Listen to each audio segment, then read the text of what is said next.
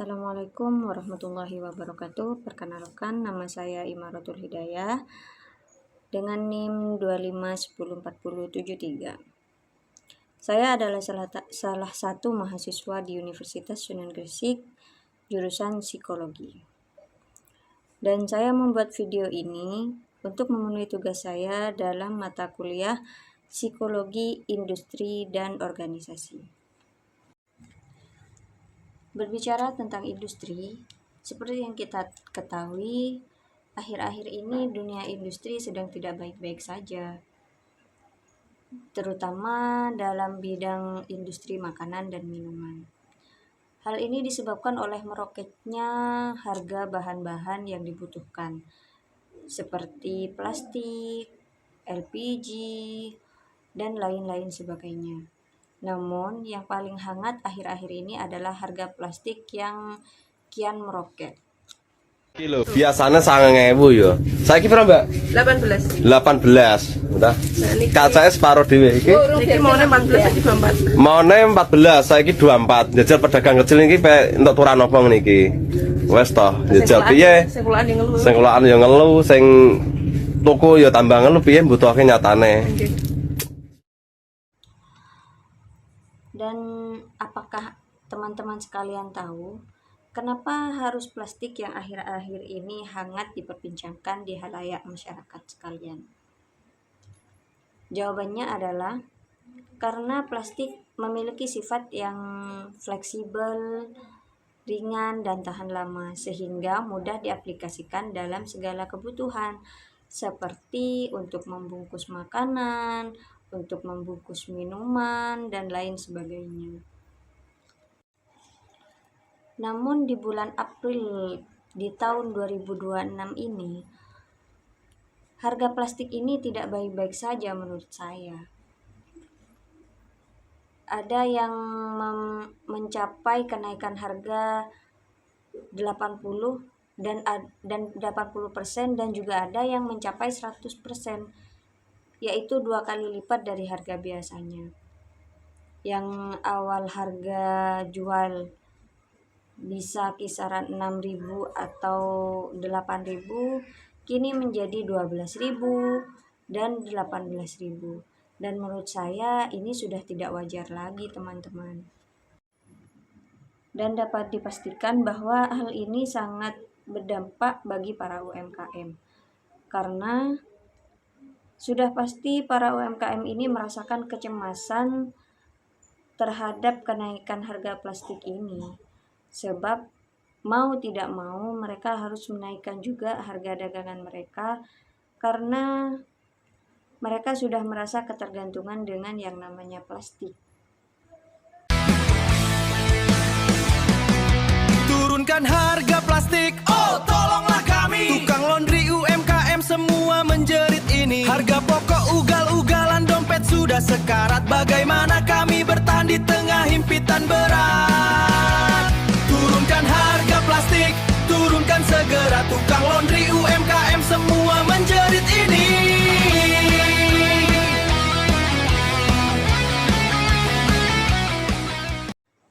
Dan apakah teman-teman tahu apa sih penyebab dari kenaikan harga plastik yang kian meroket dan melambung tinggi? Jawabannya adalah karena bahan baku dari plastik itu sendiri merupakan keturunan dari minyak bumi. Seperti yang kita ketahui bahwa saat ini jalur logistik energi utama sedang mengalami gangguan akibat terjadinya konflik. Jadi wajar saja jika harga minyak mentah langsung meroket dan mengakibatkan pasokan bahan baku pembuatan biji plastik menjadi langka. Dan biaya produksinya pun otomatis menjadi ikut meroket. Dan di Indonesia sendiri, bahan baku dari plastik ini masih ketergantungan dengan impor dari luar negeri. Dan akibat terjadinya konflik ini, banyak para pabrik pengolahan yang membatalkan kontrak untuk pengiriman karena mencari alternatif pemasok dari negara lain. Menteri Perdagangan Budi Santoso menyampaikan bahwa upaya tersebut telah dilakukan dengan menjalin kerjasama dengan negara-negara di kawasan Afrika, India, hingga Amerika. Selain itu, pemerintah juga terus menjalin koordinasi dengan pelaku industri dalam negeri serta perwakilan Indonesia di luar negeri. Langkah ini dilakukan untuk membuka akses terhadap pemasok baru yang dapat memenuhi kebutuhan bahan baku plastik di Indonesia.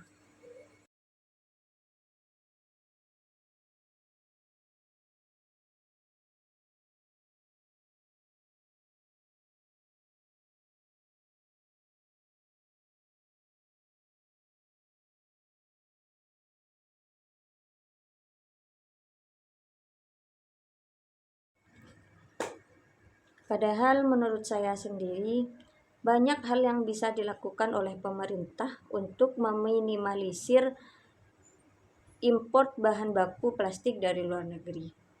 Salah satunya dengan cara melakukan daur ulang plastik atau bisa dengan cara memanfaatkan bahan-bahan yang ada di dalam negeri yang bisa diolah menjadi bioplastik seperti singkong, rumput laut, dan lain sebagainya. Selain dapat menghemat devisa negara, hal ini juga bisa meningkatkan ekonomi lokal dan menciptakan inovasi baru bagi negeri kita. Karena dengan adanya hal ini, industri pengolah plastik dalam negeri dapat menciptakan lapangan kerja dan mendorong inovasi serta pengembangan teknologi baru. Selain itu juga dapat mengurangi biaya produksi karena biaya produksi plastik dalam negeri sudah pasti akan lebih rendah daripada harus impor bahan plastik dari luar negeri. Jadi, jika sudah tidak memungkinkan untuk mengimpor bahan dari luar negeri, bukankah seharusnya kita memanfaatkan apa yang ada di dalam negeri? Seperti menurut Viktor Frankl, salah satu tokoh psikolog, ketika kita sudah tidak bisa lagi mengubah keadaan, tantangannya adalah mengubah diri kita sendiri. Dan juga jika kita belum mencoba untuk memanfaatkan barang yang ada di sekitar kita, sesuatu yang ada di sekitar kita, kapan kita bisa membuktikan bahwa Indonesia itu mampu berdiri sendiri, mandiri, tanpa harus ketergantungan dengan negara lain. Dan menurut saya, pemerintah itu banyak yang menyadari bahwa di Indonesia itu sudah ada segalanya, tapi pemerintah itu tidak berani mencoba untuk mengolah apa yang ada di Indonesia.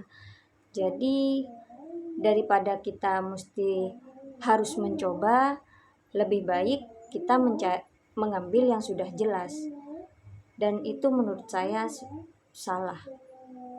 Sebagaimana seperti yang disampaikan oleh Skinner bahwa kegagalan bukan selalu kesalahan.